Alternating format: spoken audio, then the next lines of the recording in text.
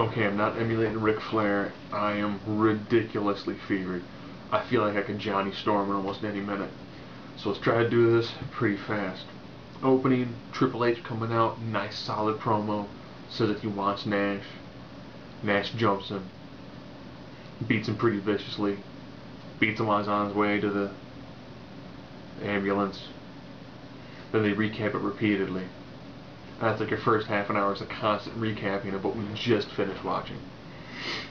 Really solid tag match with Cody and Christian versus Orton and Sheamus. They kind of botched the ending a little bit. You could tell that Sheamus was supposed to hit the brogue kick on Rhodes coming off the middle rope. Kind of missed it, so he kind of tweaked him in the hoo-ha a little bit, but recovered. Hit him with the Celtic Cross. Made it look pretty decent. Overall, not bad. The Divas match, I'm still trying to figure out what is they're trying to do. If they're trying to Beth Phoenix get the dominant one and Natalya constantly lose, because she lost a fairly one-sided match to Alicia Fox. Alicia Fox got like an out-of-nowhere roll-up pin. Really bizarre to see. And I wish they figured out what they were trying to do with them, because what Beth is saying makes lots of sense. You know, you want to see good female wrestlers. There's a ton of them. It's called Shimmer. It's called Ring of Honor. You've got all this stuff going on in Japan and in Mexico. You got a lot of really solid, female professional wrestlers, even like the Knockouts division. Then you watch the Divas, and it's just, you can tell it's really missing that catalyst. And we were hoping that catalyst was going to be Kong, but as we know, or Karma, as you know, she's currently with child. So after that, we had Alberto Del Rio came down, and I'm really getting tired of hearing his promo. Seriously, he is by far the poor man's Eddie Guerrero JBL ripoff. I mean, I don't care for Ricardo Rodriguez. I don't care that he's a two-time champion already. That he's a king of the. Yes, I think he's a Money in the Bank winner and he's a Royal Rumble winner, all in 1 year. I don't think he's lived to anywhere near as much hype as they've put into him. But Vince digs him, so what are you gonna do? Then Punk comes down and Punk saves us from this promo. There's then Lacey John inside saying that he wants Punk to say he respects him. Punk tears into him, which is good. This is what Punk needs. Ironically, Punk did not get a match, even though it would have been pretty obvious what match to put him in. Ziggler took on Santino Marella. I had to try to explain to my wife that Santino Marella was a joke wrestler. He's actually pretty good, but they pay him to more be kind of like the comedic act. That was one of the two things really had to instill in my wife. One was that, the other one was that Christian has huge pinky-like nipples.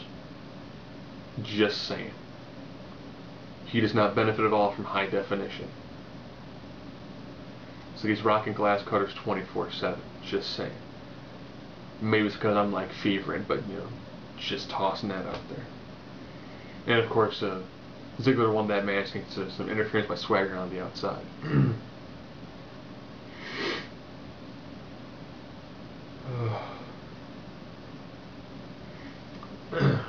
Wade Barrett had a pretty solid match against Morrison. Morrison is by far becoming, the I can make you look good jobber. Ironically, again, we had a botch with a guy coming off the second rope to the bigger man. Morrison's gone off the second rope, doing one of his springboard moves, and is supposed to get caught onto Barrett's shoulders for wasteland. He comes with a little bit too much speed, Barrett topples over, they have to reset it for wasteland. You could just really tell that he had him, he tried to go for it, lost his footing, he kind of dropped him, and it's like, oh, I gotta do it again. It plays well on SmackDown, because you can fix it, you can edit that. But seeing two big guys kind of blow the finish, Sheamus recovered fairly well, Barrett not as much. But now you're pretty much down to your main event. Oh, forgot one thing. There's an amazing commercial for WWE Greatest Rivals, which is Bret Hart, Shawn Michaels. That looks absolutely ridiculous. Period. End of statement, end of discussion. That looks like probably one of the best DVD sets the E will have ever kicked out. Period. So you get the main event. Which John Cena, the partner of Laryngitis, is choosing to take on Awesome Truth. They pick Zack Ryder. Zack Ryder gets beat down, so now it's a handicap match. And it's pretty much John Cena winning via DQ. Laurinaitis comes down and is like, look, John, you get to pick the partner you're choosing for Survivor Series. So you think he picks? After 7 years of not being in the ring, The Rock is going to come back in a tag match with John Cena on the day after my birthday to take on Awesome Truth. Hope he's got no ring rust. I really do. He kind of made some minor flubs, at the lead for WrestleMania. He's got to get his ring rust taken care of. I think that having him tag with John, John's a workhorse. Much as I don't like John Cena, he does a pretty solid job in the ring.